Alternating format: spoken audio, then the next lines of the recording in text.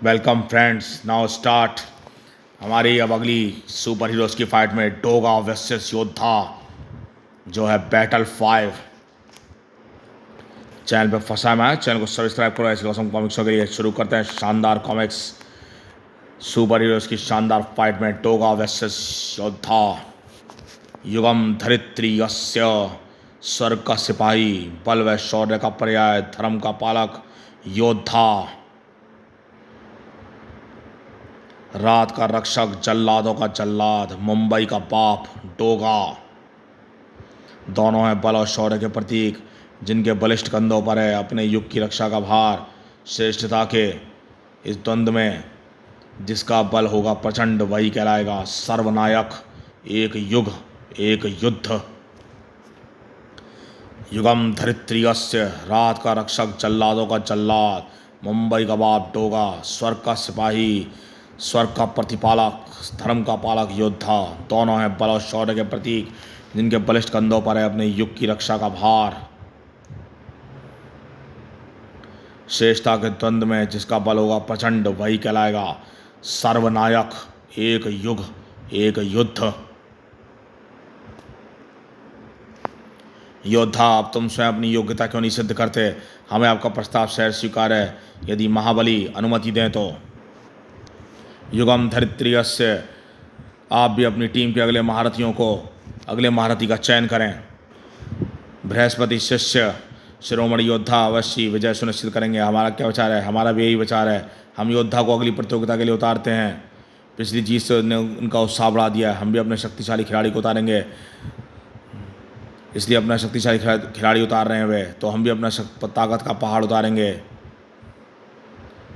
हम डोगा को उतारेंगे।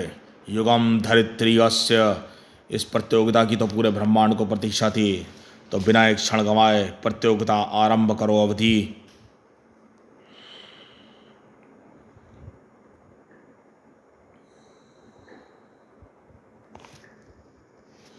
डोगा डोगा, योद्धा योद्धा। रात का रक्षक डोगा एवं बृहस्पति शिष्य शिरोमणि योद्धा, दोनों ही महानायक अपने शारीरिक और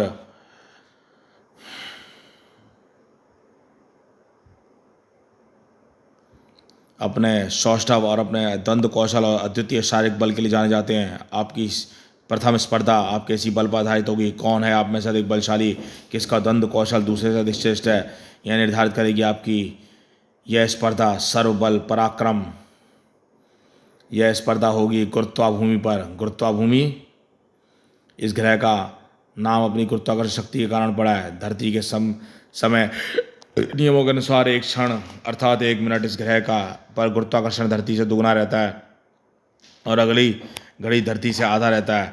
आप दोनों को मल्लयुद्ध यहाँ करना है। अभी शायद यहाँ का गुरुत्वाकर्षण आधा है, ऐसा लग रहा है जैसे हम पानी में तैर रहे हैं। मल्लयुद्ध का निर्णय किस प्रकार होगा? इस ग्रह पर उभरे हीरो के पठारों को तोड़कर आप अपने प्रतिद्वंदियों का शरीर का प्रयोग इन पठारों को तोड़ने के लिए करेंगे। जो अंतिम पठार तोड़ेगा, यदि वह स्पर्धा का विजेता होगा तो आपका समय वही स्पर्धा का विजेता होगा। आपका समय शुरू होता है अब। आजा बेटा योद्धा, भेड़िया के साथ पेले हुए दंड अब काम आएंगे। दंड तो अब हम देंगे आपको। विचित्र नाम है आपका, विचित्र नाम और मुख है वाले श्रीमान। ओह, गुरुत्वाकर्षण बढ़ गया, प्रहार करना कठिन हो रहा है। गुरुत्वाकर्षण दुगना मतलब वार का असर दुगना। हम्फ धड़ाक।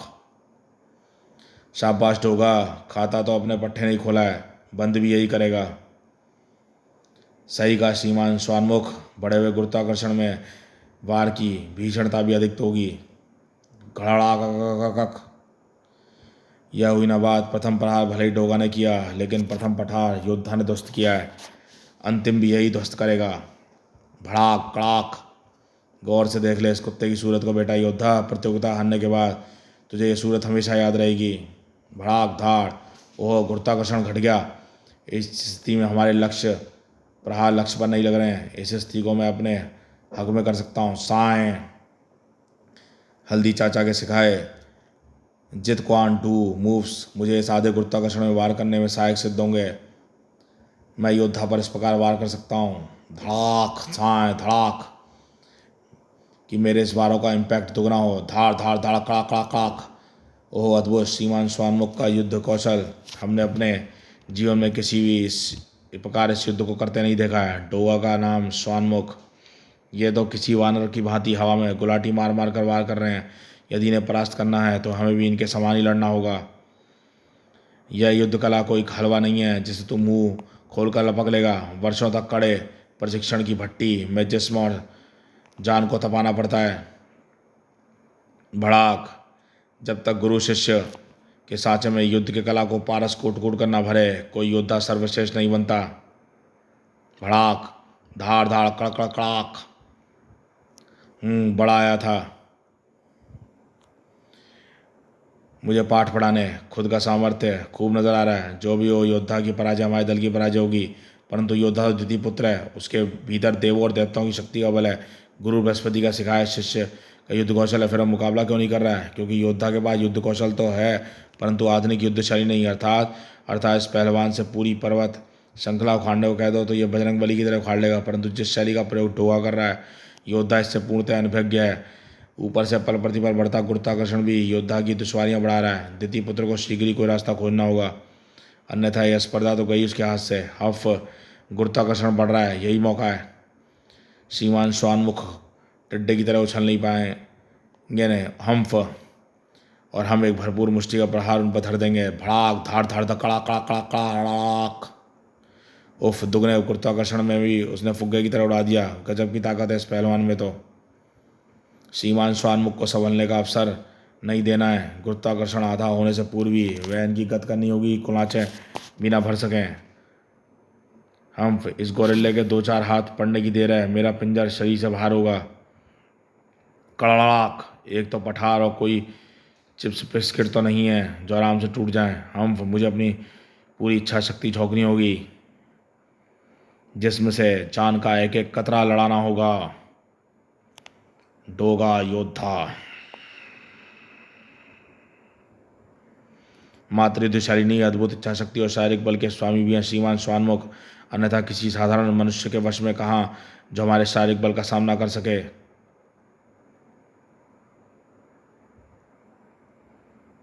रक्तचाप नसों को फाड़ कर फव्वारा बनाने को उतार है। अब तो 1-2 सेकंड से अधिक इसे नहीं थाम सकता, किसी भी क्षण गुरुत्वाकर्षण घट जाएगा, हमें सावधान रहना होगा।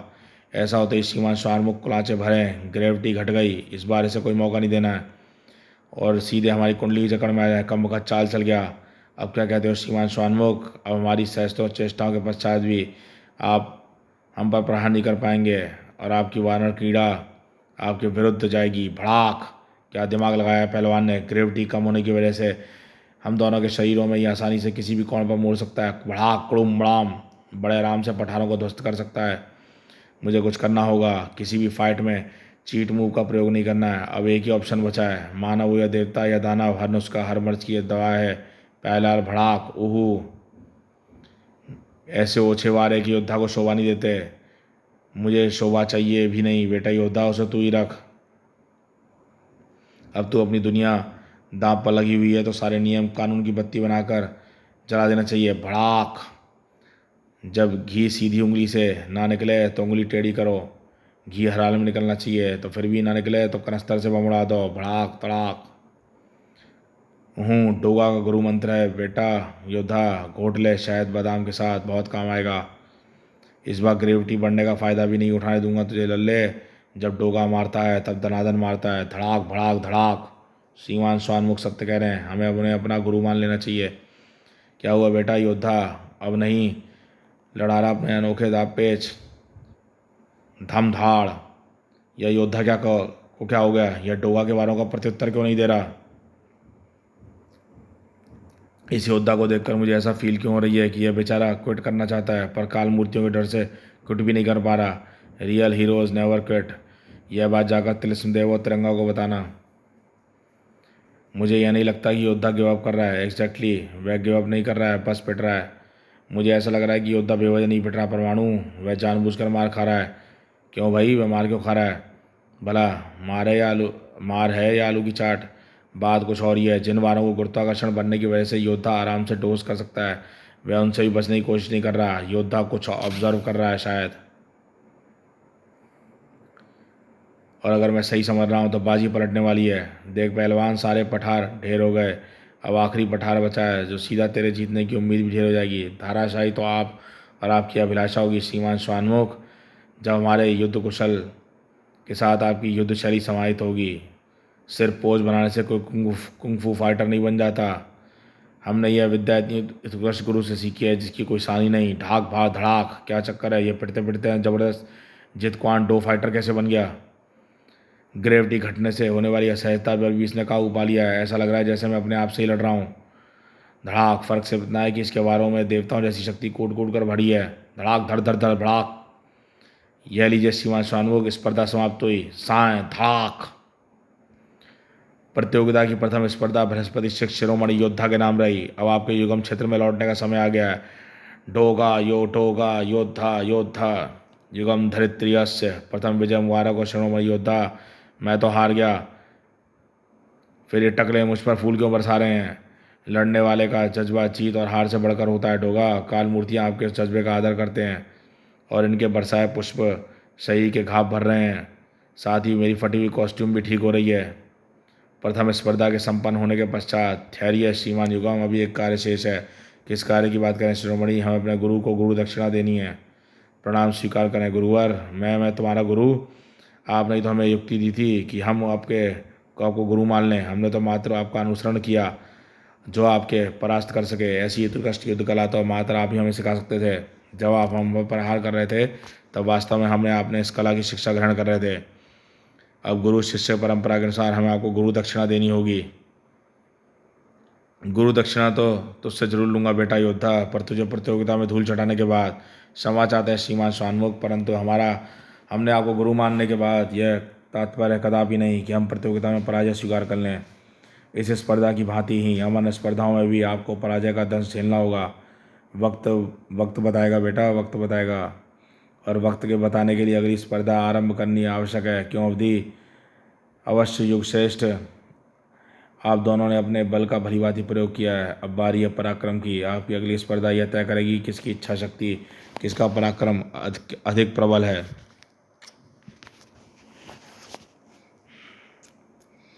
और आपकी अगली स्पर्धा यह होगी, और आपकी यह स्पर्धा होगी लघुघातियों के ग्रह पर। यह लघुघाती ग्रह की दो दुर्दांत जातियाँ, बर्बर घाती और युद्ध घाती, इनके बीच कभी ना खत्म होने वाला अखंड युद्ध चल रहा है। जब से ये अस्तित्व में आए इसी प्रकार युद्ध कर रहे हैं, परंतु आप दोनों को इनके युद्ध को परिणाम तक पहुंचाएंगे। डोगा युद्ध घातियों का प्रतिनिधित्व करेंगे और योद्धा बर्बर घातियों का, और ये लघु घाती एक दूसरे से लड़ने की बजाय विपक्षी दल के प्रतिनिधि से युद्ध करेंगे। जिस जाति का प्रतिनिधि पहले बंधक बन गया यह जाति हार जाएगी और साथ ही उनका प्रतिनिधि भी। द्वितीय अध्याय समाप्त। इसमें वैसे दो दल हैं, एक मॉडर्न है और दूसरे जो है एंशियंट। एक पुराने टाइम के अस्त्रों के साथ, प्राचीन समय के अस्त्रों के साथ, एक आधुनिक अस्त्रों के साथ। चतुर्थ अध्याय आरंभ। लघु घातियों का ग्रह।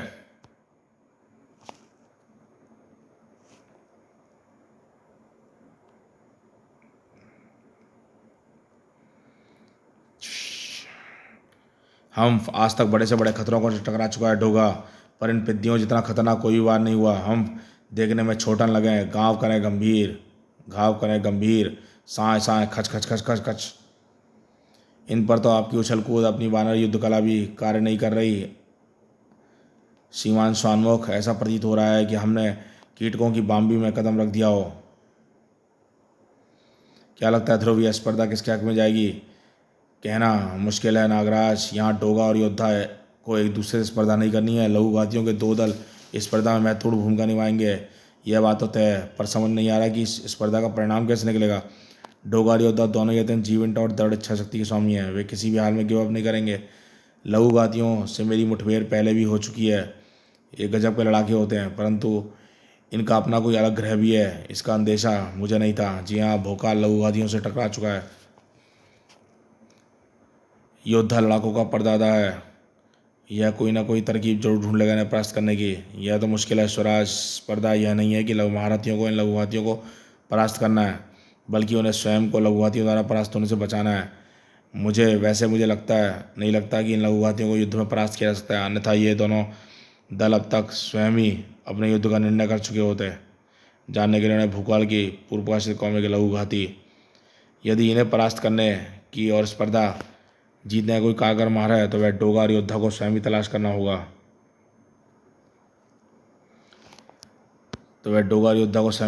होगा। हम आप युद्ध कांतियों को अंतिम चेतावनी दे रहे हैं। यदि आपने आक्रमण पर घोषणा लगाया तो हमें आपका वध करने पर विवश होना पड़ेगा। वैसे इनमें हमें जो है सुपर हीरोज़ की पुरानी कॉमिक्स के दुश्मन भी देखने को मिल रहे हैं। कि इसमें पता लगता है, अगर किसी ने नहीं पढ़े हों तो उन्हें भी पता लग जाता है। विवश, हाँ हाँ, कोशिश कर ले, चाहे उतने हाथ पैर मार ले, असंभव, अपना संपूर्ण बल लगाकर भी हम इनको कुचल नहीं पा रहे हैं। हमारे प्रहार के सम्मुख तो विशाल पर्वतराज भी कणकण होकर बिखर जाते हैं, परंतु ऐसा प्रतीत होता है जैसे इनके लघु शरीर वज्र से निर्मित हैं। लघु घातियों को शिवपुत्र कार्तिकेय का वरदान प्राप्त है कि वे कभी भी किसी भी युद्ध में लड़कर परास्त नहीं होंगे। यही कारण है कि बर्बर घातियों और युद्ध घातियों के मध्य युगों से चले आ रहे युद्ध का कोई परिणाम नहीं निकल रहा। अब परिणाम एक ही सूरत में निकलेगा, या तो बर्बर घाती युद्ध घातियों के प्रतिनिधि को परास्त कर दें, या युद्ध घाती बर्बर घाती के प्रतिनिधि को। इन रगों में उबलता खून इतना पतला नहीं जो दर्द से बिलबिलाकर पराजित हो जाए। योद्धा और मैं दोनों में से कोई भी हार नहीं मानने वाले। फिर इस युद्ध का परिणाम कैसे निकलेगा? नहीं, कोई ना कोई दूसरा विकल्प, कोई दूसरा तरीका होगा इस युद्ध का निर्णय करने का। दर्द बर्दाश्त करने से गुजेर नहीं होगा मुझे डोगा के जुनून का सैलाब के आगे ये दर्द का कतरा कहाँ ठहरा पाएगा। इस युद्ध का अंजाम तक कैसे लाऊं? इसके अनुसार तो ये जब से अस्तित्व में आए तब से युद्ध ही कर रहे हैं। ओहो, ये तो मैं सोचा ही नहीं। लघुघाती जब से अस्तित्व में आए हैं उन्होंने युद्ध के सिवा कुछ जाने नहीं, यानी वह उस कला से अनभिज्ञ हैं जो बड़े से बड़े युद्ध का भी रुख मोड़ सकती है। क्या हुआ? धरतीवासी अपने वारों को विराम क्यों दे दिया? क्योंकि मैं व्यर्थ का युद्ध नहीं करूँगा। यानी तुमने पराजय स्वीकार कर ली है? हरगिज़ नहीं, अपनी आखिरी सांस तक नहीं। तुम लोग अपने वार को स्वतंत्र हो, जितनी मर्जी कोशिश कर लो, पर डोगा के मुंह से आह ना निकलेगी, ना निकलेगा। बेचारे युद्ध घाती, इनका दल नायक है तो आत्महत्या करने पर उतारू है। यह यही चाहता है तो यही सही, पर यह खुद हार नहीं मानेगा तो उस अंजाम तक पहुंचाओ जहां मैं इसके अपने पैरों पर खड़ा न रह सके। शाबाश, यह दर्द तो डोगा के अंदर जुनून पैदा कर सकता है। लगाओ अपना पूरा जोर, कहीं कोई कमी न रह जाए तुम्हारी बर्बरता में। डोगा वादा करता है अपने जुनून में कोई कमी नहीं रहने देगा। यह क्या कर रहे हैं श्रीमान स्वानमुख? पराजय ही स्वीकार करनी है तो सीधे सीधे स्वीकार कर लीजिए, ऐसी कठोर मृत्यु को आमंत्रण क्यों दे रहे हैं? जिंदगी से मन भर गया है मेरा, तुझे क्या? तू अपनी लड़ाई पर कंसंट्रेट कर, इस कमबख्त से ज़्यादा बात करना ठीक नहीं है। कहीं कुंग फू की तरह इस बार भी मेरा आइडिया न चुरा ले। जैसी आपकी इच्छा, परंतु हम बिना युद्ध किए पराजय स्वीकार करने वाले नहीं हैं। इन युद्ध घातियों को इनके वारों का प्रमुख उत्तर देंगे होगा। इन्हें देव कार्तिकेय से अजय वरदान प्राप्त है, परंतु द्वितीय पुत्र हैं। पराजय स्वीकार करना नहीं, शत्रु से घमासान करना सीखा है हमने। कड़ाउम, देख देख अपने प्रतिद्वंदी को गुस्से, या तो पराजय स्वीकार कर या युद्ध कर। यूँ व्यर्थ भी क्यों पिट रहा है? कमाल है, तुम लोग अपना पूरा जीवन इस युद्ध में व्यर्थ कर रहे हो और मुझे शिक्षा दे रहे हो। क्या कहना चाहते हो? खुद ही सोचो। तुम पूरी जाति को ही देव कार्तिकेय से अजय वरदान प्राप्त है, फिर भला तुम लोगों तो दो गुटों में बंटकर ये निरर्थक युगों से युद्ध क्यों लड़ रहे हो? तुम सभी उन मूर्खों में से हो जो वरदान प्राप्त तो कर लेते हैं परंतु उसका महत्व नहीं समझते। बर्बर घाती और युद्ध घाती दोनों ही अजय जातियाँ युद्ध करने की बजाय यदि मिलजुल कर अपना समूल विकास करते तो आज तुम्हारा ग्रह उजाड़ युद्ध का मैदान नहीं बल्कि समृद्ध और विकसित ग्रह होता। फिर दोनों दलों में श्रेष्ठता कैसे सिद्ध होती है? सामंजस्य से बड़ी श्रेष्ठता और कुछ नहीं होती। सिर्फ युद्ध करने और वार करने से और सहने की कला से श्रेष्ठता नहीं बनती। श्रेष्ठ वह है जो न्यायोचित हो। अहिंसा से बड़ी कोई शक्ति नहीं, यह याद रखना। अहिंसा वह क्या होता है? वही जिसका पालन मैं कर रहा हूँ। तुम्हारा निरर्थक और निरुद्देश्य युद्ध का मैं हिस्सा नहीं बना, परंतु मैंने पराजय स्वीकार नहीं की। तुम मारते मारते थक जाओगे, पर मैं मार खाते खाते नहीं थकूंगा। यह प्रतिवासी ठीक कह रहा है। हम आगे का यह निरर्थक युद्ध क्यों लड़ रहे हैं? एक मूर्तापूर्ण उद्देश्यहीन युद्ध, परंतु लघुघातियों का जन्म तो युद्ध करने के लिए हुआ है। हम युद्ध नहीं करेंगे तो और क्या होगा? खुद को समृद्ध और उन्नत करो। इस ब्रह्मांड में ऐसी अनेक जातियाँ प्रजातियाँ हैं जो अपनी आत्मरक्षा करने में सक्षम नहीं हैं। उनके हितों की, उनकी रक्षा के लिए लड़ो। अपने युद्ध को एक दिशा और एक उद्देश्य दो। ये बैगनी चमड़ी वाला सही कह रहा है। हमने निरर्थक युद्ध छोड़कर सामंजस्य से रहना चाहिए। हम बर्बरघाती युद्ध समाप्ति की घोषणा करते हैं और हथियार डालते हैं, और हम युद्धघाती भी हथियार डालते हैं। अब से बर्बरघाती और लघुघाती नहीं, सिर्फ लघुघाती होंगे। युगम धरित्रियस्य बारूद पुत्र टोगा। यह रूप देखकर तो आज हम भी हैरान हैं। जी हाँ, ऐसा ही एक रूप कोहराम कॉमिक्स में नागराज ने दिखाया था, जब वो डोगा के वारों को सह रहा था, जब वो बम में बदल गया था और बाद में वो डिफ्यूज़ हो गया था इसी अहिंसा से। कोहराम कॉमिक्स ज़रूर पढ़ें, अगर नहीं पढ़ी है तो चैनल में मल्टी स्टार कॉमिक्स की प्लेलिस्ट में जाके। और आज यही काम डोगा ने किया है यहाँ पे। डोगा ने भी अहिंसा के मार्ग से दोनों को एक कर दिया, दलों को। परंतु इस स्पर्धा के परिणाम का क्या होगा? परिणाम तो निकल चुका है। यह स्पर्धा आपके गुरु श्रीमान स्वानमुख जीत चुके हैं। परिणाम निकल गया, परंतु कब, कैसे? आपने अवधि के युद्ध के नियमों को कथन ध्यान नहीं दिया शिरोमणि, किंतु उसके कथन में छुपे भेद पर नहीं। लघुघाती कार्तिकेय के वरदान के कारण कभी युद्ध में पराजित नहीं हो सकते थे। आप और डोगा इनके दलनायक बने, और आप में से जो दलनायक अपनी पराजय स्वीकार कर लेता उसका दल पराजित हो जाता। परंतु पराजय तो हम दोनों में से किसी ने भी स्वीकार नहीं की थी। विषम और विपरीत परिस्थितियों को बदलने की बजाय उनके मन महसूस कर स्वीकार कर लेना ही सबसे बड़ी पराजय थी पुत्र। यह जानते हुए भी कि लघुघाती कभी पराजित नहीं होंगे, आप उस युद्ध का हिस्सा बन गए और आपने परिस्थितियों को बदलने की चेष्टा नहीं की। एक महानायक का कर्तव्य मात्र विजय प्राप्त करना नहीं होता दितिपुत्र, उसका कर्तव्य पथभ्रष्ट को सही मार्ग पर लाना होता है। उस रात के रक्षक डोगा ने अपने इस कर्तव्य को भली भांति निभाया।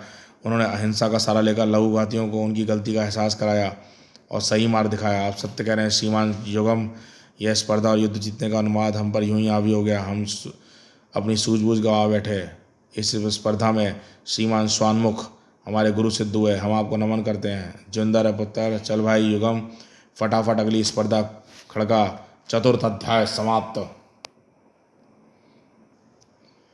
षष्ठम अध्याय आरंभ। शस्त्र शिरोमणि।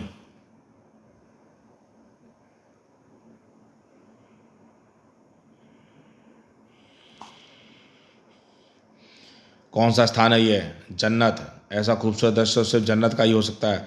ऐसे खूबसूरत हथियार। जी चाहता है कि अभी ये मेगा लॉन्चर उठा लूँ और सारे आतंकवादियों को उड़ा दूँ। घोर आश्चर्य। कुछ समय पूर्व लघुवादियों को शांति का पाठ पढ़ाने के मुख से विनाश और विध्वंस की बातें। हिंसा का अधिकार उसी को है जो शांति का महत्व समझता है। योद्धा क्योंकि वह दूसरों के लिए लड़ता है, खुद के लिए नहीं।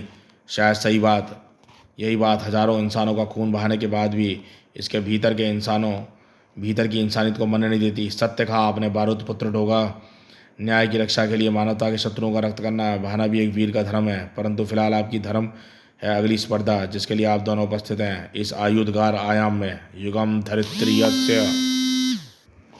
इस संपूर्ण ब्रह्मांड में ऐसा कोई हथियार नहीं जो कि इस आयुधगार आयाम में मौजूद ना हो। आपको हथियार साधने हैं और इसकी सहायता से एक दूसरे से युद्ध करना है। लो जी, यह कौन सा मुश्किल काम है। चल बेटा योद्धा, उठा ले जो तीर तलवार उठाना है और शुरू हो जा। मैं ये वाला लॉन्चर लूँगा। पर ये हो गया रेला, ये लॉन्चर हिलकाए को नहीं रहा भीड़ू, क्योंकि तूने अपन का टोटल बात सुनिच्छा नहीं है भीड़ू। पहले बॉम्ब नहीं मारने का बाप, अक्की बात सुनने का है। समय का प्रतिपालक युगम मुंबई टपोरिया बोल। यह देखने सुनने से पहले आपका शक्ति मर क्यों नहीं गई? भाड़ में जाओ तुम। हा। जिस तरह आप इंसानों की आम जिंदगी में ट्विस्ट ऑफ फैट से बदल जाती है, उसी तरह यहाँ की सर्वनायक प्रतियोगिता का रुख बदलेगा ट्विस्ट ऑफ युगम यानी युगम की फिरकी से। बेशक आप दोनों को एक दूसरे से अस्त्र युद्ध करना है, पर यह अस्त्र युद्ध उन हथियारों से नहीं होगा जिन्हें आप साध चुके हैं। आप दोनों उन हथियारों से लड़ेंगे जिनका प्रयोग आपने अपने जीवन में कभी नहीं किया। बारूद पुत्र डोगा चाहकर भी किसी बारूदी हथियार का प्रयोग नहीं कर सकते। उन्हें पौराणिक शस्त्रों से युद्ध करना है। वहीं बृहस्पति शिष्य योद्धा शिरोमणि अत्याधुनिक आग्नेय अस्त्र और ऊर्जा का प्रयोग करेंगे। आपको अपने प्रतिद्वंदियों का अस्त्र को अस्त्रहीन करना है, अर्थात जो प्रतिद्वंदी के सभी अस्त्र पहले गिरा देगा वही स्पर्धा का विजेता होगा। यानी आपको युद्ध करने के साथ साथ इस बात को भी सुनिश्चित करना है कि आप भारी मात्रा में अस्त्रों से लैंस रहें। एक अंतिम बात, यह सभी अस्त्र शस्त्र आपको घायल अवश्य करेंगे परंतु प्राणघात नहीं करेंगे। मोर्चा संभालो वीरों, स्पर्धा आरंभ करो। इन शक्तियों का प्रयोग इतना भी मुश्किल नहीं होना चाहिए, बस इन्हें साधने की आवश्यकता है। सर्वप्रथम हमें इन आग्नेयास्त्रों का प्रयोग करना होगा, और हम इसका प्रयोग कैसे करेंगे, हम तो इनकी ओर छोर से भी अनभिज्ञ हैं। इन्हें साधना तो दूर, हमें तो यह भी ज्ञात नहीं कि ये अस्त्र संचालित किस प्रकार होते हैं। ढक बड़ाम उफ। हाँ हाँ, मुझे परेशान होने की जरूरत नहीं है, यह योद्धा तो अपने मर्ज की खुद ही दबाए।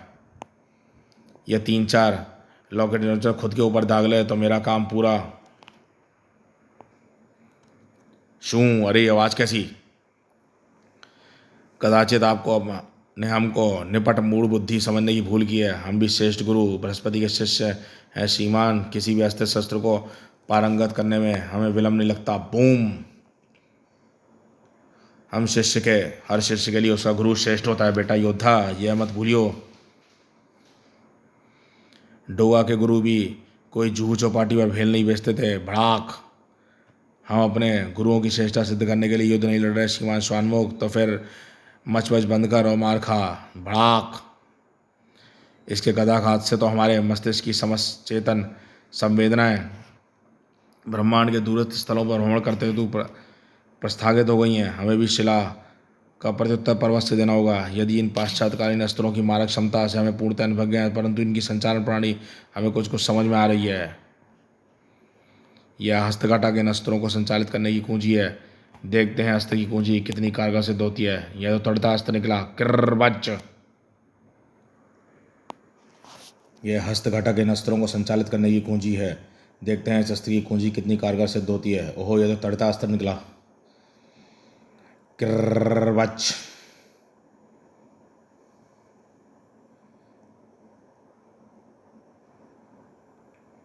यह पोंगा पंडित तो 1.5 छाना निकला। अब इसे 1.5 छाने से 1.5 लंगूर बनाना पड़ेगा। यह साधारण तीर कमान नहीं है। तीर पत्तंचा पर चढ़ाते ही इससे ऊर्जा प्रस्फुटित हो रही है। ओहो बढ़िया, यह तीर तो रामायण महाभारत वाले सीरियल की तरह एनर्जी ब्लास्ट कर रहे हैं। जूम। दिव्यास्त्रों का प्रत्युत्तर दिव्यास्त्रों से ही देंगे हम। अद्भुत, यह दिव्यास्त्र तो गतिखूण सजग निकला।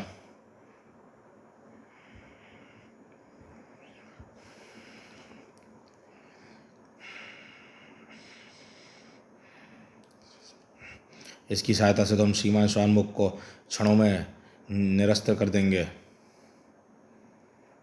इस शक्तिशाली फोर्स फील्ड से बचने के लिए फिलहाल यह ढाल उपयोग में लाई जा सकती है।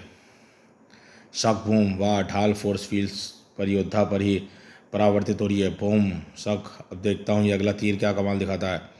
इस विचित्र स्वरूप वाले अस्त्र का प्रयोग करना चाहिए हमें।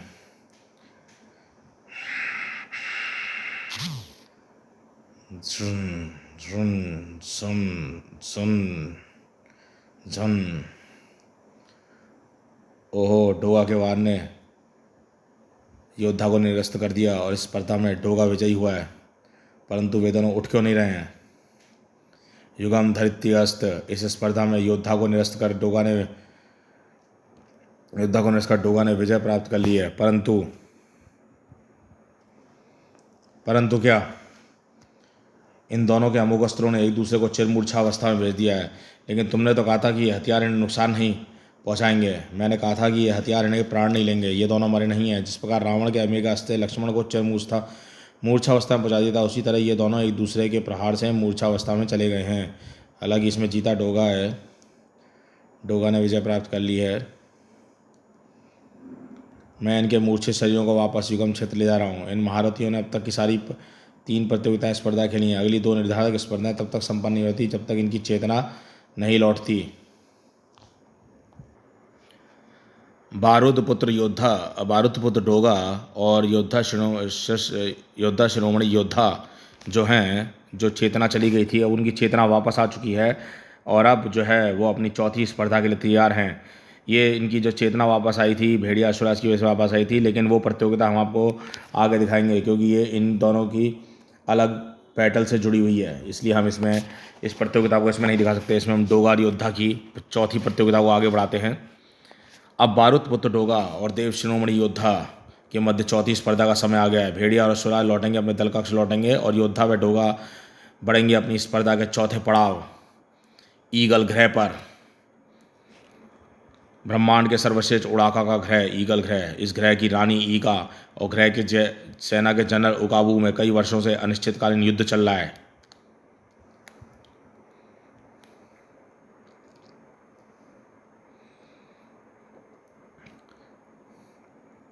यह युद्ध है उड़ाकाओं की सबसे बड़ी शक्ति प्राका को हासिल करने के लिए। जिसके पास होगी प्राका वही उड़ाकाओं पर राज करेगा। आपकी स्पर्धा यही है कि आपको प्राका को सही हाथों में पहुंचाना है ताकि उड़ाकाओं की जाति ब्रह्मांड से लुप्त न हो जाए। आप में जो भी वीर प्राका को उचित नेतृत्व तक पहुंचाएगा वही इस स्पर्धा का विजेता होगा।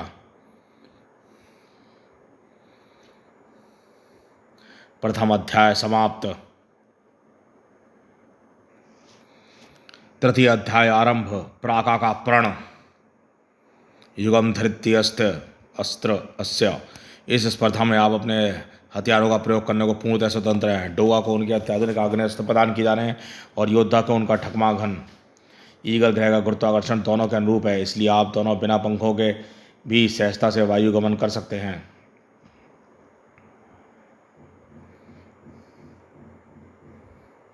इस ईगा से तो मैं पहले भी निपट चुका हूँ। ये प्राका जो भी है इस दुष्टा के हाथ नहीं पड़ना चाहिए। सर्वप्रथम हमें ये सुनिश्चित करना होगा कि यह प्राका स्थापित कहाँ है। जी हाँ, ईगा से डोगा की टक्कर हो चुकी है पहले भी, खतरनाक कॉमिक्स और महारानी कॉमिक्स में। ईगा पहले भी आ चुकी है, लेकिन उस टाइम दुश्मन थी, यहाँ कुछ और है। यह प्राका स्थापित है कहाँ? ये दोनों कौन है? हवा में एकाएक कहाँ से प्रकट हो गए? जरूर ये चुड़ैल ईगा के साथी होंगे।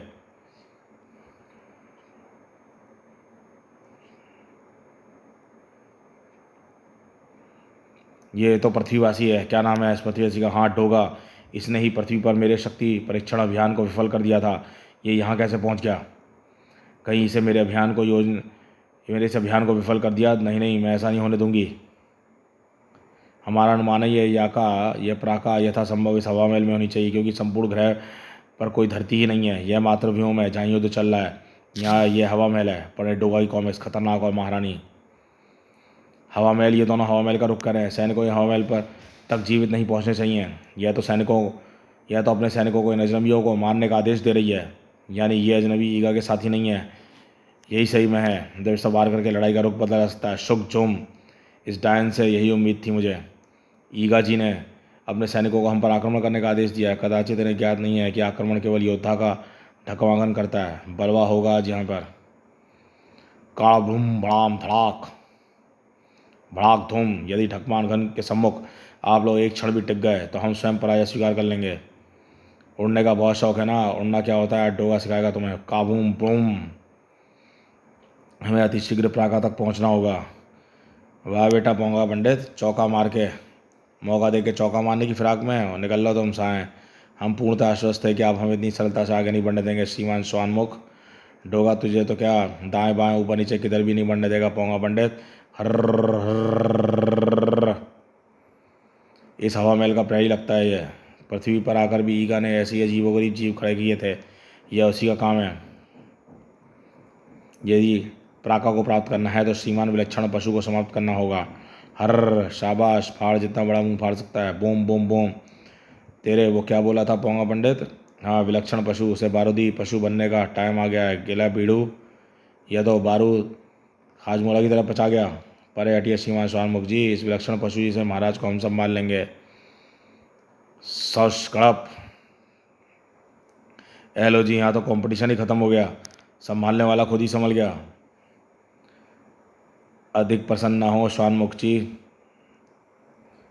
गर्र गर्र चर्र। संपूर्ण ब्रह्मांड में ऐसी कोई वस्तु नहीं जिसे ढकमागन भेद नहीं सकता। शो ऑफ कहीं का। आपके कथन का अर्थ तो हम नहीं जानते, पर हम आपको ये जानते हैं कि अवश्य कुछ अनलगर उवाचा होगा आपने। अबे युगम, मुझसे क्या दुश्मनी थी जो इस पोंगे को मेरे पल्ले बांध दिया? व्यर्थ के पल आप छोड़िए और प्राका को तलाशिए। हो ना हो इस बंद दरवाजे के पीछे होगी प्राका, तो यह द्वार ध्वस्त करना होगा हमें।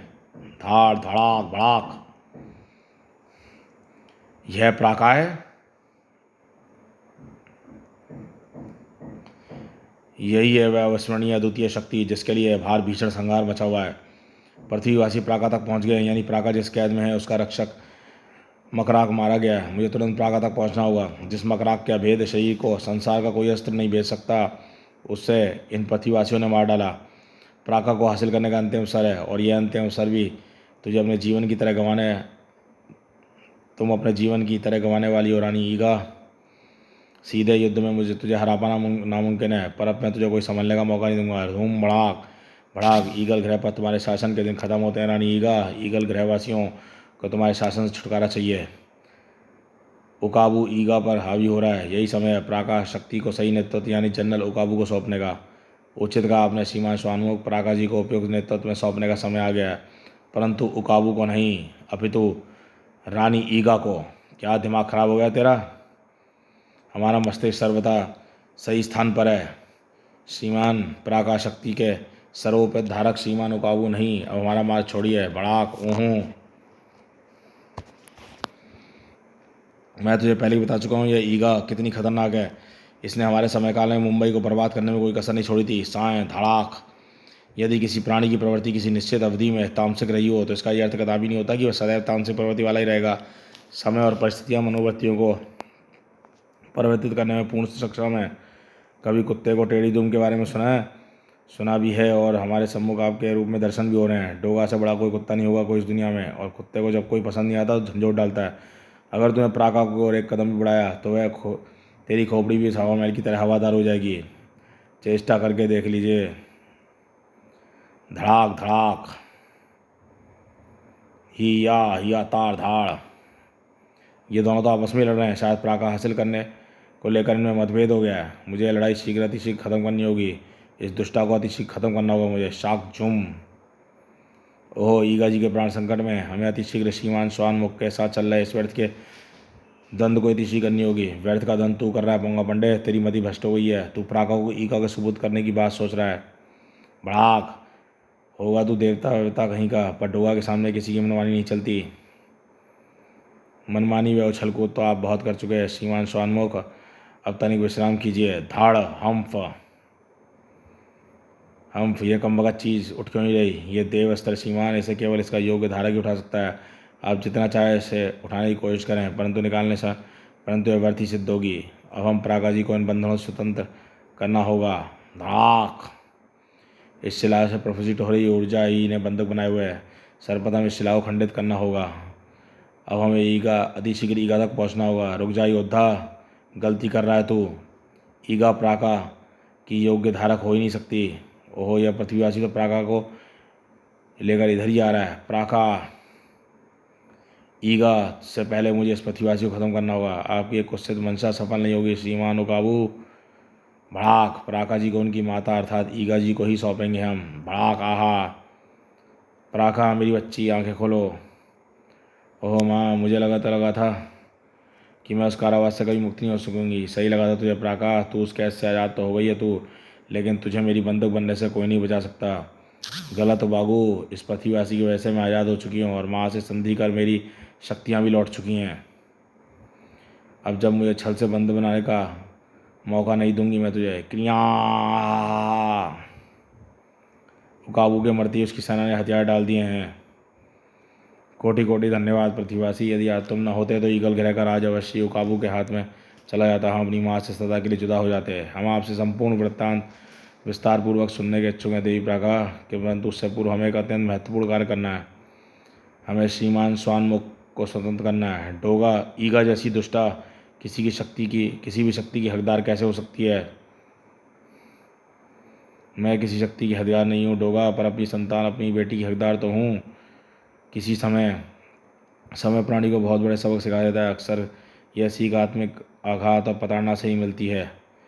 आज तुम्हें जिसे अपने सामने खड़ा देख रहे हो, ये शक्ति के मन में चूर ईगा नहीं है जो तुम्हारी पृथ्वी को तबाह करने आई थी। हम ईगल ग्रह के उड़ाका जाति वाले ब्रह्मांड के सर्वश्रेष्ठ प्राणियों में से एक हैं, जो कि स्वयं भगवान विष्णु के वाहन गरुड़देव के वंशज हैं।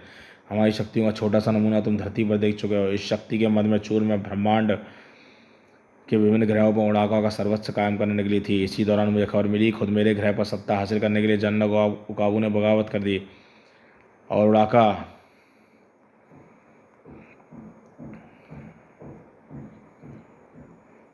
उड़ाका सेना अपने साथ लेकर युद्ध शुरू कर दिया। मेरे बचे हुए वफादार सैनिक टुकड़ी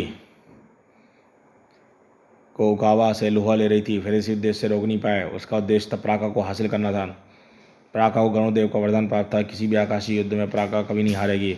उसी समय प्राका अबोध थी और उसे अपने वश में करने के लिए उकाबा उसकी शक्तियों का नाजायज इस्तेमाल करना चाहता था, लेकिन उकाबा प्राका को हासिल कर पाता उससे पूर्व प्राका ने खुद को तंत्र बंधनों में बांध दिया। इस बंधन को ब्रह्मांड में कोई ऐसा ही प्राणी तोड़ सकता है जिसने कभी कोई जान ना ली हो या कोई अधर्म ना किया हो, कभी कोई अधर्म ना किया हो। उकाबू के जितने भी सैनिक इस तंत्र बंधन को छूने की चेष्टा की वे भस्म हो गए। इसका मतलब अगर मैं इस तंत्र बंधन को छूता तो मैं भी भस्म हो जाता। विधि का यही विधान था कि मेरे तंत्र बंधन को शिरोमणि ही तोड़ेंगे। इसलिए 2 वर्षों तक मुझे हासिल करने के बावजूद भी, युद्ध करने के बावजूद उकाबा और माँ से कोई मुझे हासिल न कर सका। मेरी शक्तियाँ माँ से संधि करने पर ही लौटती हैं। मैंने ऐसा ही तंत्र बांधा था, मेरी माँ या फिर संसारी कोई भी शक्ति मुझे बचाने ना पहुँच जाए, इसलिए उकाबू ने मकराक को मेरे पहरे पर लगा दिया था। तो मैं कैसे एहसास हुआ कि प्राका के लिए उपयुक्त धारा उकाबू ने ईगा है। ब्रह्मांड का कोई भी ग्रह हो, योद्धाओं के युद्ध नियम सदैव एक होते हैं। वीर कभी किसी निहत्थे या किसी पीठ पर प्रहार नहीं करते, जबकि श्रीमान उकाबू बार बार निहत्थी देवी ईगा के पीठ पर प्रहार कर रहे थे। ये स्त्री चाहे कितनी कुटिल क्यों ना हो, स्त्री पर प्रहार करने वाला कभी वीर नहीं होता। बस हम समझ गए श्रीमान उकाबू किसी शक्ति को धारण करने के योग्य हो नहीं सकते। पर तुम ये कैसे समझे कि प्राका मेरी बेटी है? आपके मुखमंडल और प्राका को देखकर जो भाव उत्पन्न हुए थे, उनसे ये भाव शक्ति की लालसा रखने वाली स्त्री के नहीं थे, अपितु एक माता के थे जो अपनी संतान को वर्षों के बिछोह के पश्चात देख रही थी।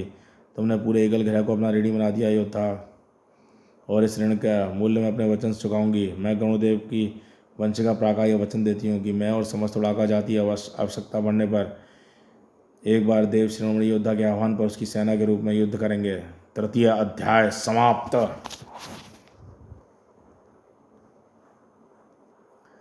5 अध्याय युगम नीति। युगम धरित्रीयस्य योद्धा और डोगा के मध्य अंतिम व निर्णायक स्पर्धा आरंभ होने को है, परंतु इस स्पर्धा में कोई और भी भागीदार होने वाला है। कोई और कौन? सर्वनायक की इस प्रतियोगिताओं के दर्शक केवल महानायक और यहाँ उपस्थित काल मूर्तियाँ ही नहीं रहे हैं, देव और असुरों ने भी इन प्रतियोगिताओं पर अपनी दृष्टि जमाई हुई है। अब समय आ गया है कि देव और असुर अपने इस मनोरंजन का उपयुक्त मनोरंजन कर चुका है। मैं देवराज इंद्र और असुरराज शंभुक का आह्वान करता हूँ। समय प्रतिपालक को ऐसे आह्वान की क्या जरूरत पड़ गई? असुरों ने तो सर्वसंधि की अवहेलना भी नहीं की। मैं इसके लिए आपकी सराहना करता हूँ, परंतु यहाँ बुलाने का उद्देश्य सर्वथा पृथक है। आप और देवराज इंद्र सर्वनायक प्रतियोगिताओं का हिस्सा बनने वाले हैं, अर्थात हमें महानायकों की भांति एक दूसरे से युद्ध करना होगा। नहीं देवराज, आपको इन दोनों महानायकों पर दाव लगाना होगा। दाव? कैसा दाव? आपके सम्मुख खड़े दोनों महानायकों में 4 में से 2-2 स्पर्धाएं जीत कर बराबरी पर हैं। इनके बीच होने वाली अंतिम स्पर्धा किसी एक को विजेता घोषित करेगी।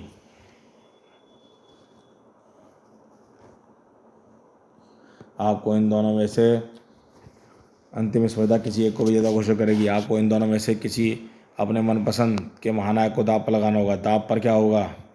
देवता और असुरों होंगे दांव पर। उदाहरण के तौर पर यदि इंद्र ने जिस महानायक पर दांव लगाया वह हार जाता है, तो जीतने वाले महानायक को यह अधिकार होगा कि अपने जीवन में एक बार इंद्र या देवगणों में से किसी भी एक का आह्वान कर सके, और देव उसका आदेश मानने के लिए बाध्य होंगे। और यही बात शंभुक और असुर गणों पर लागू होगी। मैं ऐसा कोई भी दांव लगाने से इनकार करता हूँ। शंभुक, शंभुक, शंभुक, मेरा चेहरा गौर से देखो। मेरा चेहरा देखकर तुम्हें कहीं से भी लगता है कि मैं तुम्हारे इनकार या इकरार का तलबगार हूँ? वो मैं तैयार हूँ। बहुत को आपको सदैव ये शिकायत रही है कि मैं आपसे अधिक देवताओं का पक्षधर हूँ, तो आज मैं आपको दांव पर लगाने का प्रथम अवसर आपको देकर निर्मूल शंका का सदा के लिए निदान करता हूँ। सर्वप्रथम आप चयन करेंगे स्वराज कि आप इन दोनों महानायकों में से किसे दांव पर लगाएंगे। बुरा फंसा दिया सुगम ने, किसे चुनूं? अगर मुझसे गलती हो गई तो गुरुदेव शुक्राचार्य मेरी खाल खिंचवाकर मुझे खोलते कड़ाई में फंसा देंगे। किस सोच में पड़ गया स्वराज शंभुक? स्वराज, मैं सोच रहा हूँ कि गुरुदेव शुक्राचार्य से विचार विमर्श कर लेता। यह क्या अनर्थ कर रहे हो स्वराज? क्या आप चाहते हैं कि संपूर्ण ब्रह्मांड को यह संदेश पहुँचे कि असुर लोक के अधिपति असुराज शंभुक इतने जाहिल और काहिल हैं कि बिना अपने गुरु के परामर्श के एक छोटा सा निर्णय भी स्वयं ही ले सकते हैं? नहीं, ऐसी कोई बात नहीं है। असुर लोक के सारे निर्णय मैं स्वयं ही लेता हूँ। तो फिर सिद्ध कीजिए अपनी तीक्ष्ण बुद्धि का लोहा और लगाइए दाव। यूँ तो शिरोमणि हमारा दैत्य भराता है, परंतु इसने सदैव हमारे विरुद्ध देवताओं का समर्थन किया है। यदि मैंने इसका चयन किया तो यह मुझे हराने के लिए जानबूझकर हार जाएगा। मैं डोगा पर दाव लगाता हूँ। इसका तात्पर्य यह होगा कि देवराज आपको योद्धा पर दाव खेलना होगा। मुझे कोई आपत्ति नहीं है। तो फिर यह तय हुआ। देवताओं ने दाव शिरोमणि योद्धा पर और असुरों ने रात के रक्षक डोगा पर लगाया है। और अब आरंभ होती है इस प्रतियोगिता की अंतिम स्पर्धा, जो कि एक आर्म रेसलिंग मैच यानी हस्तद्वंद होगी, जिसमें दोनों प्रतियोगी एक दूसरे से पंजा लड़ाएंगे। यदि शंभुक को प्रथम चयन का अवसर ना भी मिला तो भी मैं भ्राता शिरोमणि पर दाव लगाता। क्या यह छल है? छल हुआ हम असुरों के साथ। डोगा डोगा योद्धा। कैसा छल असुरराज? सभी जानते हैं कि योद्धा के शारीरिक बल के आगे ब्रह्मांड का कोई प्राणी टिक सकता है। फिर बोला डोगा जैसा साधारण मनुष्य इस स्पर्धा में कैसे परास्त कर सकता है? इसमें छल कैसा है असुरराज? मैंने तो आपको चयन का प्रथम अवसर दिया था, आपने खुद ही डोगा को दाव पर लगाया, क्योंकि तब मुझे पता नहीं था कि इसमें आपस में हस्तद्वंद करना है। आपने पूछा ही असुरराज, इसमें मेरा क्या दोष? अब तो दाव लग चुका है, द्वंद्व होकर रहेगा। मैच फिक्सिंग है भाई साहब, ज़बरदस्त मैच फिक्सिंग है। अब ये प्रतियोगिता की करवाई क्यों रहा है? सीधे जिसको जिताना है उसे जीत घोषित कर काम खत्म। परमाणु ठीक कह रहा है, यह तो सरासर पक्षपात है। डोगा शारीरिक बल में योद्धा का मुकाबला कतई नहीं कर सकता, परंतु हमें भी स्पर्धा के स्वरूप पर आपत्ति है। द्वंद्व समानता का होना चाहिए। यदि द्वंद्व समानता का होगा तो हमें कभी जय पराजय होगी नहीं। तिथि पुत्र, आपका धर्म है इस द्वंद्व में अपना सर्वस्व लगाना। अपने धर्म का पालन कीजिए। असुरों और देवताओं के दाव लगाकर युगम ने यह तो सिद्ध कर दिया कि इन प्रतियोगिताओं के पीछे उसकी मंशा कुछ और है। हमें यह नहीं भूलना चाहिए कि युगम समय का प्रतिपालक है। भूत भविष्य वर्तमान, उससे कुछ भी नहीं छिपा। यहाँ घटित हो रही प्रत्येक घटना हर एक स्पर्धा का परिणाम पहले से ही जानता है या पहले ही निर्धारित कर चुका है। बस हम उससे अनभिज्ञ हैं। इस प्रतियोगिता में कौन जीतने वाला है या तो पहले ही निर्धारित हो चुका है। बस समय के साथ हमें यह भी ज्ञात हो जाएगा। नागराज ठीक कह रहा है, जो महाशक्ति देवताओं और असुरों के भी कलेजे कबाने की कब्बत रखती है, उसके इतनी बड़ी प्रतियोगिता करवाने का उद्देश्य भी जो नज़र आ रहा है उससे काफ़ी बड़ा होगा। वैसे भी हमें हिम्मत हारने के बजाय डोगा का उत्साहवर्धन करना चाहिए। उसने एक बार भी नहीं कहा कि उसके पास 7 पक्षपात हुआ है, क्योंकि वो डोगा है। उसका शरीर इंसानी मिट्टी का हो सकता है, पर इरादे उस फौलाद के बने हैं जो देवताओं के पास भी नहीं होंगे। बहुत हो चुकी बड़बड़, स्पर्धा शुरू करो। डोगा की भुजाएं फड़क रही हैं इस पोंगे को हार का स्वाद चखाने के लिए। तो अपने दिल को थाम कर बैठ जाइए साथियों। शुरू होती है तिथि पुत्र योद्धा और रात के रक्षक डोगा के बीच यह अंतिम स्पर्धा, हस्त द्वंद।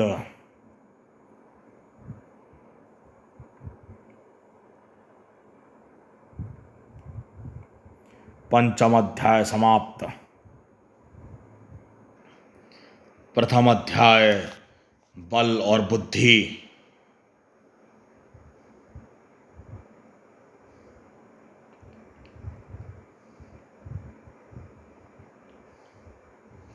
मानना पड़ेगा श्रीमान स्वानपुक बल और उनकी इच्छा शक्ति को। बलिष्ठ मानव योद्धाओं को परास्त करके हम 4 क्षण से अधिक समय न लगता, परंतु यह इतनी देर से न सिर्फ हमारे सामने डटे हुए हैं, अभी तो हमें संघर्ष करने पर विवश भी कर रहे हैं। हम्फ, संसार का सबसे बलिष्ठ योद्धा, स्वर्ग का सिपाही, तिथि का बेटा कैसे हराएगा ऐसे तू बेटा डोगा? शरीर में बसी ताकत का हर कतरा इस्तेमाल कर चुका है तू, और इसका हाथ 1 इंच भी नहीं हिला अब तक। यह युगम बहुत ही चालाक और मक्कार है। इसने जानबूझकर मुझे इस स्थिति में फंसाया है। मैं शिरोमणि को चुनता तो आदर्शवादिता की काठ का पुतला मुझे ही हरवा देता। डोगा को चुना है तो यह कम शारीरिक बल में योद्धा का मुकाबला नहीं कर सकता। मैं तो यह सोचकर पसीने से सरोवर हो रहा हूँ कि गुरु शुक्राचार्य परास्त होकर लौटने पर मेरा क्या हाल करेंगे। काश गुरुदेव यहाँ मुझे सलाह देने के लिए उपस्थित होते, पर गुरुदेव यहाँ नहीं है। मुझे ही गुरुदेव की तरह सोचना होगा। अगर गुरुदेव इस परिस्थिति में होते तो क्या करते?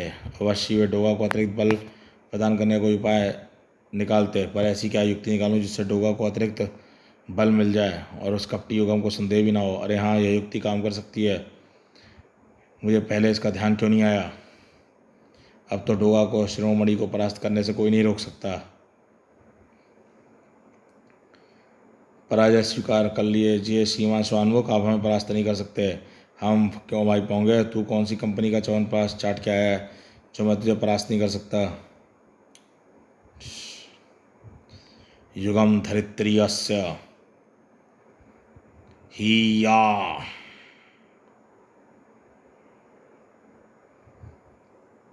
यह क्या हुआ? अचानक से श्रीमान स्वान मुख में इतना अमानवीय बल का संचार कहाँ से हो गया? आहा, चौंक गया ना बेटा शिरोमणि, यही तो असुरा शंभु का चमत्कार है। मेरे पसीने में मेरी असीमित आसुरी शक्तियों के भी अंश थे, जिन्हें मैंने डोआ के जिस्म में पहुंचा दिया था। निश्चित समय अवधि के लिए ही सही, डोआ के बल में शिरोमणि के बराबर नहीं, बल्कि उस पर भारी है।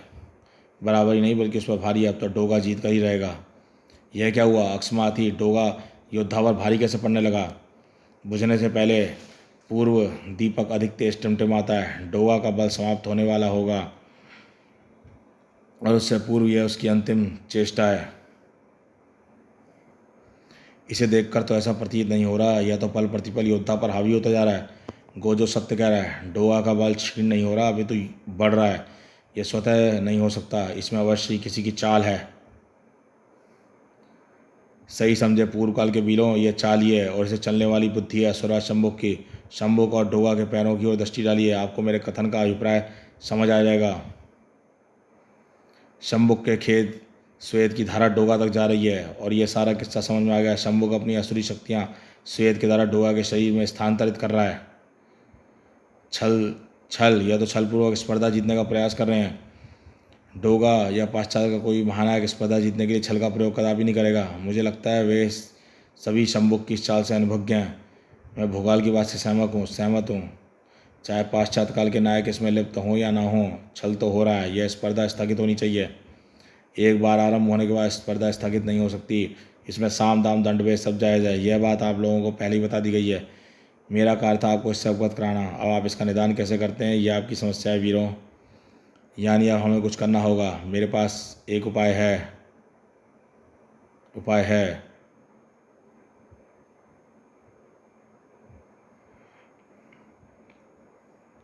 वाह, डोगा ने तो अचानक से ही बाजी पलट दी। वाकई कमाल कर दिया डोगा ने। मैं भी हैरान हूँ, एक मानव में इतनी शक्ति कैसे आ गई कि वह द्वितीय पुत्र शिरोमणि का सामना कर सके। मैं भी यह सोचकर हैरान भी हूँ, परेशान भी। शक्ति, यह वक्त हैरान परेशान होने का नहीं, चीयर्स करने का है दोस्तों। ओह, यह क्या है? क्या हुआ स्टील? मेरी आंखों ने अभी अभी कुछ देखा। अरे वह तो हम सब की आंखें देख रही हैं। इस बात के ठुल्ले, अपना लौड़ा जीतने वाला है। मेरी आंखों के शक्तिशाली कैमरे ने कुछ ऐसा देखा है जो आम इंसानी आंखें नहीं देख सकती। ऐसा क्या देख लिया तुमने स्टील? मैं अपने कैमरा पर रिसीव्ड इमेज द्वारा प्रोजेक्ट करता हूँ, जिसमें अभी तुम सभी ये दृश्य देख रहे हो जो मैंने देखा है। वह देखो, डोगा के चेहरे के आसपास कोई चीन मंडरा रही है, जैसे कोई छोटी मक्खी हो। यह कोई मक्खी पतंगा नहीं, नागरा। ठहरो, मैं इमेज को 1000% पे जूम करता हूँ ताकि तुम लोग साफ साफ देख सको कि यह क्या है और मैं हूँ। यह है क्या, या मैं कहूँ कि कौन है? प्रचंडा, वह हरे स्विमिंग कॉस्ट्यूम वाली हीरोइन डोगा के आजू बाजू मक्खी बनकर क्यों मंडरा रही है? यकीन नहीं आता अपने प्रतिभागी को हारता हुआ देखकर। पूर्व काल वाले छल पर उतर आए हैं। हमें इतनी जल्दी किसी नतीजे पर नहीं पहुंचना चाहिए। पूर्व काल के महानायक छल का सहारा कभी नहीं लेंगे। पर दिखाई तो कुछ ऐसा ही दे रहा है। नागराज प्रचंडा सूक्ष्म में डोगा के शरीर में प्रवेश करने की कोशिश कर रहा है। डोगा के नोज फिल्टर और लेदर कॉस्ट्यूम के कारण वह अभी तक ऐसा नहीं कर पाया है। डोगा ने अपने झपड़े बीचे हुए हैं, पर जैसे ही मुंह खोलेगा प्रचंडा उसके मुंह के भीतर प्रवेश करेगा। हमें युगम को इससे अवगत कराना होगा। युगम क्षेत्र में क्या, इस संपूर्ण ब्रह्मांड में ऐसी कोई सूक्ष्म घटना नहीं जिससे युगम अनिभिज्ञ हो, परंतु ब्रह्मांड की घटनाओं में हस्तक्षेप करने का अधिकार मुझे नहीं है। साम दाम दंड भेद इन सब प्रतियोगिताओं में सब जायज़ है। यदि पूर्व काल वाले ऐसी किसी विकल्प का सहारा ले रहे हैं तो आपको भी पूरा अधिकार है उन्हें रोकने का। मुझे ऐसा क्यों लग रहा है कि इन सब के पीछे इस युगम का ही हाथ है? सच्चाई चाहे जो भी उधरों, पर फिलहाल सबसे जरूरी कार्य प्रचंडा को डोगा के शरीर में प्रवेश करने से रोकना है। यह काम तुम लोग मुझ पर छोड़ दो। युगम धरित्रियस्य, मान गए युगश्रेष्ठ, आप तो देव ऋषि नारद को भी मात देने की क्षमता रखते हैं। मैं तो सिर्फ समय का प्रतिपालक होने का धर्म निभा रहा हूँ। अवधि कर्म करने और उस कर्म के अनुकूल फल पाने का दायित्व तो इन महानायकों पर है। हम समझ नहीं आ रहा कि श्रीमान स्वानमुख में अकस्मात ही इतना पारलौकिक बल कैसे आ गया। हम अपना संपूर्ण बल लगाकर भी अपना हाथ से मुश्किल से ही बचाए हुए हैं। ऐसा लग रहा है जैसे मेरी नस नस में ताकत का तूफान भर गया हो। ऐसी शक्ति, ऐसा उन्माद मैंने कभी महसूस नहीं किया। यह जुनून या उन्माद, यह तूफान अचानक से मेरी रगों में कैसे भराया, मुझे मालूम नहीं था कि इस ताकत के सामने यह पोंगा पहलवान टिक नहीं पाएगा। डोगा ने अपनी नासिकाओं में गिरी किसी प्रकार छलनी लगा रखी है। इसकी पोशाक भी बंद है, अन्यथा रोम छिद्रों से मैं इसके शरीर में प्रवेश कर सकता था। क्यों भाई, क्यों मरा जा रहा है तू डोगा में घुसने के लिए? परमाणु सूक्ष्म रूप में क्यों? तूने क्या सूक्ष्म रूप का कॉपी राइट ले रखा है? और पहले यह बता कि यहाँ डोगा की नाक में गुदगुदी करने क्यों आया है तू? तुम्हें मेरे यहाँ होने का आभास कैसे हुआ? और यह तो मैं नहीं जानता, पर फिलहाल तुम मेरे कार्य में विधान उत्पन्न कर रहे हो। मेरा डोगा के शरीर में प्रवेश करना अत्यंत आवश्यक है। यकीन नहीं होता तुम लोग स्पर्धा जीतने के लिए इन हथकंडों का उपयोग करोगे। हथकंडे हम लोग नहीं अपनाते। अरे मूर्ख, फिलहाल मेरे पास तुम्हें समझाने का वक्त नहीं है। रास्ता छोड़ो मेरा भड़ाक। जब तक तुम मुझे साफ साफ नहीं बताते तुम यह सब क्यों कर रहे हो। डोगा के शरीर में घुसना तो दूर की बात है, भड़ाक धड़ाक धाड़ धड़ाक मैं तुम्हारा बेहाल करूँगा कि तुम्हारी आत्मा तुम्हारे खुद के शरीर में रहना मुश्किल हो जाएगा। भाड़ धाड़ भड़ाक, यह परमाणु व्यर्थी मेरा समय नष्ट कर रहा है। अगर अभी इस पर अपनी पंचतत्व शक्ति के वार किए तो हमारे यहाँ उपस्थित होने का भेद खुल जाएगा, परंतु इसके वारों का प्रत्युत्तर देना ही होगा। भड़ाक, योद्धा योद्धा, डोगा डोगा।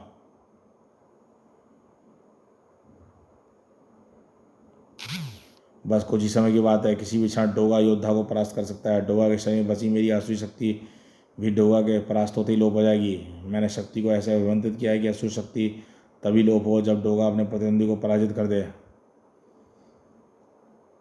हालांकि इतने सूक्ष्म रूप में भी कि डोगा हमें अपनी नंगी आंखों से नहीं देख सकता, पर अपनी किसी शक्ति का प्रयोग करने से डोगा का ध्यान हम पर जा सकता है।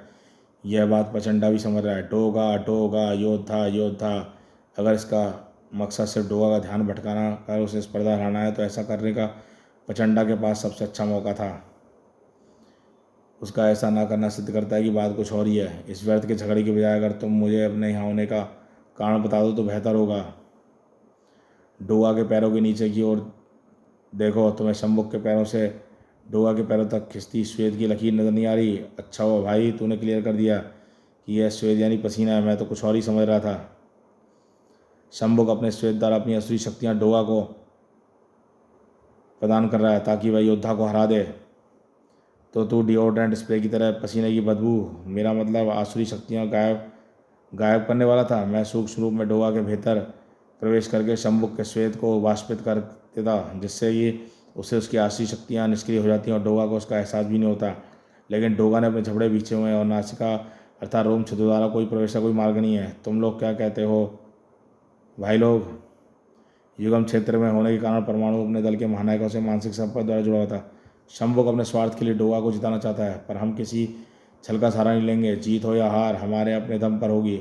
ऐसा ना हो करना डोगा की इच्छा शक्ति और उसकी कर्तव्य निष्ठा का अपमान होगा। बिल्कुल, शंभुक की आसुरी शक्तियों को डोगा के शरीर से निकालना ही होगा। तो फिर ठीक है, इस काम में मैं तुम्हारा साथ दूंगा प्रचंडा, पर हम डोगा के शरीर में प्रवेश कैसे करेंगे? वैसे ही जैसे शंभुक का पसीना डोगा के शरीर में प्रवेश कर रहा है। किसी स्पर्धा के दौरान डोगा के बूट में सोल में हल्की दरार आ गई है। देखो हे देव, इतनी साधारण सी बात मुझे क्यों नहीं सूझी? ऐसी साधारण बातें पीले वस्त्र धारकों को ज़्यादा सूझती हैं। तुम बहुत ही विचित्र बात करते हो। पैंट के ऊपर अंडरवेयर पहनने वाले ऐसे ही होते हैं, पर यह बात स्विमिंग सूट पहनने वाले को समझ नहीं आएगी। खैर बेकार की बातें छोड़ो, फटाफट डोगा की बूट में घुसते हैं। मेरे हाथ मेरे हथियार, जान लड़ा दूंगा। ये दोनों ही डोगा की कॉमिक्स हैं, डोगा और योद्धा की कॉमिक्स हैं।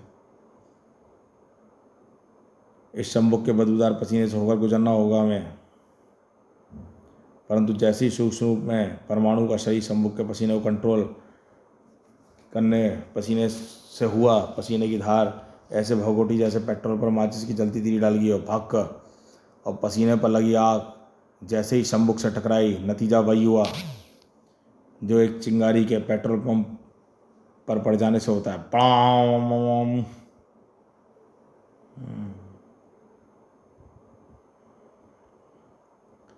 और सिर्फ एक क्षण के 100वें हिस्से के लिए डोगा का ध्यान भंग हो गया और योद्धा ने उस क्षण का भरपूर लाभ उठाया। हम्फ, धप,